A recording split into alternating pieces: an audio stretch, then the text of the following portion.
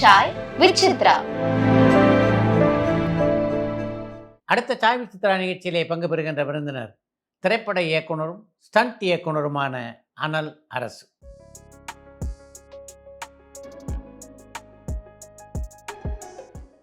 தமிழ், தெலுங்கு, கன்னடம், ஹிந்தி ஆகிய தென்னிந்திய மொழிகளிலும் ஹிந்தியிலும் 100க்கும் மேற்பட்ட படங்களிலே ஸ்டண்ட் இயக்குனராக பணியாற்றியவர் அனல் அரசு.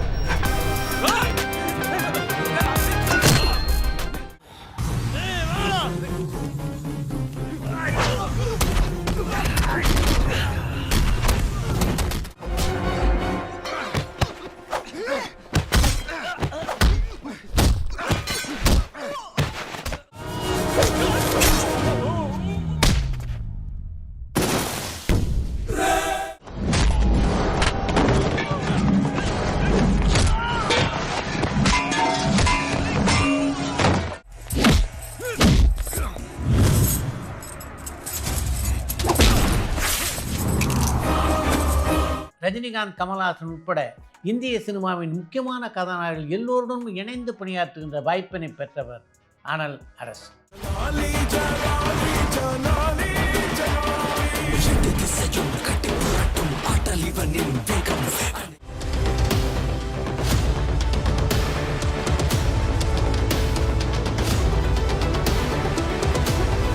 விஜய் சேதுபதியுடைய மகன் சூர்யா கதாநாயகனாக நடிக்க பீனிக்ஸ் என்கின்ற திரைப்படத்திற்கு கதை, திரைக்கதை, வசனம் மீது இயக்கி இருக்கின்ற அனல் அரசு அந்த திரைப்படத்திலே தான் பெற்ற அனுபவங்களை பற்றியும், ஒரு ஸ்டண்ட் இயக்குனராக தான் இந்த சினிமா உலகிலே பெற்ற அனுபவங்களை பற்றியும் பல முக்கியமான தகவல்களை இந்த நேர்காணலிலே பகிர்ந்து கொண்டிருக்கிறார்.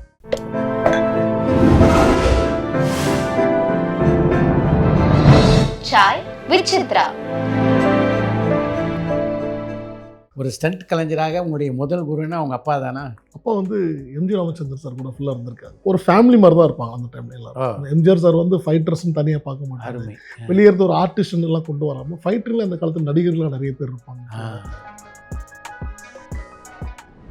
டு பி ஹானஸ்ட், இன்னைக்கு நிறைய இடங்கள்ல பேசும்போது எக்ஸாம்பிளுக்கு அவர் படத்தை எடுத்து பேசிக்கிட்டு இருப்போம். அருமை. நான் வந்து ரிக்ஷாக்காரன் படத்தை சொல்லலாம்.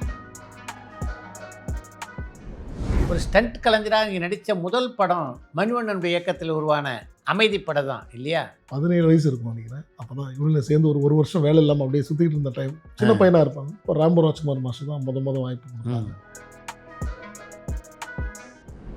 பல அருமையான ஸ்டண்ட் இயக்குனரோட பணியாற்றிருக்கோம். கண்ணன் மாஸ்டர் சுறுசுறுப்பு, அந்த ஸ்பாட்டை எப்படி விறுவிறுன்னு கொண்டு போகணும், ஹேண்டிலிங்கே ரொம்ப டிஃப்ரெண்ட்டாக இருக்கும். இந்த ஸ்டண்ட் மாஸ்டர்கிட்டலாம் நீங்கள் உதவியாளராக பணியாற்றும் போது நட்சத்திரங்கள்லாம் உங்கள்கிட்ட ரொம்ப நெருக்கமாக பழகியிருப்பாங்க. ஆமாம், விஜய் சார், விஜய், சூர்யா ரெண்டு பேரும். இப்போ கடைசி ஜனநாயகம் வரைக்கும். ஆமாம், சூர்யா சார் கூட ரொம்ப நந்தால இருந்து காக்கல இருந்து சிங்கமாலாம், சிங்கம் 1 சிங்கம் 2 எனக்கு விக்ரம் சார் ஐ படத்தில் ரொம்ப ஒரு பெரிய ஜர்னி எனக்கு ஒரு.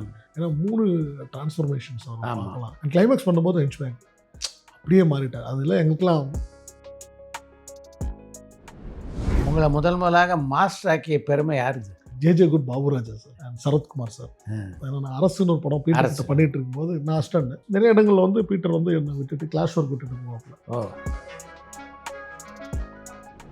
இப்போ முதலாக ஸ்டண்ட் இயக்குனராக பணியாற்றும் போது நாம் இந்த படத்தில் இதெல்லாம் பண்ணணும் அப்படின்னு என்னெல்லாம் யோசிச்சிருந்தீங்க? உங்களுடைய 2வது படம் விக்ரமோடவா? அருள் அண்ட் ராம். நந்தா பண்ணும்போது வந்து அமீர் சார் வந்து கூட இருந்திருக்காரு. ஸோ மௌனம் பேசிட்டு நான் அஸ்டன் அந்த சிவா பாஷிட்ட. ஸோ அந்த படத்தில் ஒரு பக்கம் விக்ரமோடவும் இன்னொரு பக்கம் ஹரியோடவும் உங்களுடைய பயணம்னா பல படங்களுக்கு தொடர்ந்தது. New school sir. என்ன ஹரி சார் கூட நான் ஒர்க் பண்ணேன். ஃபைட்டராக கூட நான் ஒர்க் பண்ணதில்லை. ஒரு பரபரப்பாக கண்ண மாஸ்டரோட இன்னொரு வெர்ஷனை பார்த்த மாதிரி. ஒரு சண்டை காட்சி வெற்றி பெறணும், ஜனங்க மத்தியில் மிகப்பெரிய வரவேற்பு பெறணும்னா இந்த அம்சம் டெஃபரெண்ட்டாக அதில் இருக்கணும் அப்படின்னு நினைக்கிற விஷயம் இது. 2 உதாரணம் நான் பண்ண படத்தில். சிங்கம் 1 தியேட்டரில் ஒரு ஃபைட் இருக்கும். ஒரு ஸ்டண்ட் மாஸ்டர் ஆனதுக்கு பின்னால் நீங்கள் விஜயோட பணியாற்றிய முதல் படம் வேலை இருந்தானா? எனக்கு அவருமே கூட ரொம்ப சந்தோஷப்பட்டார். ஆனால் அதுக்கு முன்னாடி ஒரு விஷயம் நடந்திருக்கு. விஜயோட நீங்கள் பணியாற்றிய படங்களில் நீங்கள் படமாக்கிய சண்டை காட்சிகளில் உங்களுக்கு ரொம்ப பிடித்தது? நிறைய படங்கள் எல்லாம் சொல்லக்கூடாது, அது நிறைய இருக்கும். ஆமாம், எனக்கு இந்த ஸ்டண்ட் சீக்வன்ஸில் நடிக்கிறதுல ஒரு பெஸ்ட்டு பார்ட் ஆஃப் விஜய் அப்படின்னா எதை சொல்லுவோம்? அவர் அப்சர்வ் பண்ணுற விதம் ரொம்ப பிடிக்கும். ஓ, இவ்வளோ தூரம் போய் இந்த ஃபைட் நடக்க போகுதுன்னா, மலையாள படவுலியின் சூப்பர் ஸ்டார்லான மம்முட்டி, மோகன்லால் 2 பேரோடும் பணியாற்றி. மம்முட்டி சாரை பற்றி சொல்லணும்னா இஸ் லைக் ப்ரெசன்ஸ் சார். அவர் வந்து ஒரு ஃப்ரேமில் நின்னாரால ஒரு மாதிரி இருக்கும். ஆமாம். ஸோ எனக்கு இவர் இந்த பக்கம் இப்படி ஒரு மாதிரி மிரட்டுறாருன்னா அவர் இறங்கி ஃபீல்டில் பண்ணுவார். மோகன்லால் சார் வந்து பண்ணுறது வந்து இட்ஸ் லைக் ஒரு ஃபைட்டர் மாதிரி இருப்பார். ஹிந்தியில் சல்மான் கானோடு 9 படங்கள். எப்படி இருந்தது அந்த பயணம்? ஆக்சுவலி பிரபுதேவா சார் வந்து வாண்டட் பண்ணியிருக்காரு. அவருக்கு வாண்டட் ஆல்ரெடி பண்ணியிருக்காரு. அப்படிப்பட்ட பிரபுதேவா சார் வந்து ஒருத்தர் இன்ட்ரடியூஸ் பண்ணுறாரு ஒரு மாதம். அப்போ விஜயன் மாஸ்டரை வாண்டட் பண்ணார். நீங்கள் தமிழ், தெலுங்கு, மலையாளம், ஹிந்தி இப்படி பல மொழிகளில் பண்ணியிருக்கீங்க. இந்த ஸ்டண்ட் சீக்வன்ஸை பொறுத்த வரைக்கும் மொழிக்கு மொழி ஏதாவது மாறுபாடு இருக்கா? சம்பளத்தை பற்றி கவலையே படாமல் நீங்கள் நடித்து ஒரு சில குறிப்பிட்ட படங்கள் இருக்கும். எனக்கு பிரபு சாலமன் சார் கூட நிறைய அசோசியேட் இருக்குது. எனக்கு தெரிஞ்ச கொக்கியில் மட்டும்தான் நான் வந்து சேலரி வாங்கினேன் அவர்கிட்ட. ப்ரூஸ்லி ஒரு படம் ராம்சரண் சார் கூட அது ரொம்ப ரொம்ப ஃபாலோ பண்ணி கேட்டாங்க. எனக்கு புரியல ஏன் இவ்வளோ ஃபாலோ பண்ணி கேட்குறாங்க. எந்த படத்துலையாவது உங்களை பணியாற்ற அழைத்த போது இந்த படம் பார்த்தேன், அதில் நீங்கள் ரொம்ப பிரமாவம் பண்ணியிருந்தீங்க, அதனால தான் உங்களோட பணியாற்றணும்னு ஆசைப்பட்றேன் அப்படின்னு உங்கள்கிட்ட சொல்லியிருக்காங்களா? ஒரு சில இடங்களில் சொல்லியிருக்கேங்க. ஆனால் எனக்கு இன்னும் மறக்க முடியாத ஒரு விஷயம் எப்போவுமே எனக்கு நடந்துக்கிட்டே இருக்குது. இப்போ கூட எப்போனா பார்த்தாரோ அவர் பண்ணுவார். என்டிஆர் சார் சொல்லணும். ரீசெண்டாக வார் 2ன்னு ஒரு படம் ரீசெண்டாக ரிலீஸ் ஆக போகுது இப்போ ரித்திக் ரோஷனோட. அப்போ ஒரு ஸ்பாட்டில் ரித்திக் ரோஷனில் ரொம்ப ஹைலியாக அந்த படத்தை பற்றி சொன்னார். ரித்திக் ரோஷனுக்கு அந்த படமே என்னன்னு தெரியல. அதே மாதிரி ஆக்ஷன் கிங்கோட பண்ணிருக்கீங்க நிறைய சார். டைமிங் நம்ம தான் கரெக்டாக போகணும். ஏன்னா அவரோட பஞ்சஸ்லாம் ரொம்ப கான்ஃபிடென்ட்டாக இருக்கும். அந்த இடத்துல வந்து ரொம்ப கண்ட்ரோல்டாக இருப்பார். நம்ம தான் உள்ளே போய் அடி வாங்கிடக்கூடாது. வெவ்வேறு மொழி படங்களெல்லாம் பார்க்கக்கூடிய வாய்ப்பு நமக்கு கிடைக்குது. இந்த படங்கள்லாம் பார்க்கும்போது உங்களுடைய ஃபைட் அதுலேருந்து இன்ஸ்பிரேஷனாக எடுத்துவீங்களா, இல்லை இந்த சீக்வன்ஸ் அப்படியே இருந்தால் நல்லாயிருக்கும்னு கையாளுவீங்களா? இப்போ சண்டை காட்சிகளை படம் பார்க்கும்போது ஒரு சில இயக்குநர்கள் உங்களை மாதிரி ஆளுங்களுக்கு முழு சுதந்திரம் கொடுத்துருவாங்க. ஆனால் ஒரு சில இயக்குநர்கள் வந்து இந்த சண்டை காட்சி இப்படி அமையணும், இந்த பேட்டர்னில் இருக்கணும்னு அவங்க வந்து அதை வழி நடத்துவாங்க. ஃப்ரீடம் இருந்தால் நல்லாயிருக்கும் நினைக்கிறேன். இவங்க இதை பண்ணுவாங்கன்ற ஒரு நம்பிக்கையில் தான் எடுப்பாங்க. ஸ்டண்ட் இயக்குனர் மேலே ஒரு குற்றச்சாட்டு என்னென்னா, ஒரு 100 பேரை கதாநாயகன் வந்து சர்வசாதாரணமாக அடித்து பறப்பாங்க எல்லாரும். அது வந்து இயற்கைக்கு மாறாக பல சண்டை காட்சிகள் இருக்குது அப்படின்ற ஒரு விமர்சனம் இருக்குது. ஸ்டண்ட் கலைஞர்களுக்கு பாதுகாப்பு அப்படின்றது இன்னும் கூட பார்த்திங்கன்னா இத்தனை வசதிகளுக்கு அப்புறம் கூட கொஞ்சம் கொஞ்சம் கேள்விக்குறியாக தான் இருக்குது. பல இடத்துல விபத்துக்கள் நேரத்தை நம்ம பார்க்குறோம். கண்டிப்பாக சார்.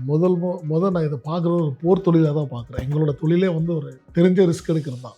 டான்ஸர்ஸே இருக்கட்டும், லைட்மேன்ஸே இருக்கட்டும், எல்லாருமே ஹார்ட் ஒர்க் தான் பண்ணுறாங்க. ஆமாம், அது அவங்களுக்கு ஒரு விஷயங்கள் நடந்துகிட்டு தான் இருக்கும். எனக்கு ஒரு ரீசெண்டாக ஒரு ஒரு பெரிய மனிதர் சொல்லும் போது,